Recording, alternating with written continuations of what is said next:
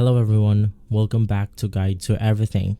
In today's video, I'll show you on how you can transfer Blogger to WordPress. Now, migrating from Blogger to WordPress can be achieved by exporting your Blogger content, then importing it into your WordPress site. Now the question is, how can you do this? This process involves downloading an XML file from Blogger, installing the Blogger importer plugin into WordPress. Now you can just go ahead and navigate through the plugins for WordPress, and from there you will be able to see the Blogger plugin. Now from there, all you have to do to go ahead and achieve this is to simply upload the XML file to initiate the import into the plugin from WordPress right here.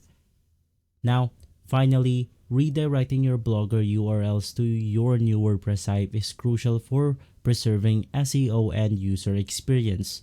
So once again, just go ahead and download the XML file from your Blogger webpage, and from here you then want to import it into the Blogger importer on WordPress. If this video has been helpful, leave a like, subscribe, and follow Guide to Everything for more videos like this. Thanks for watching.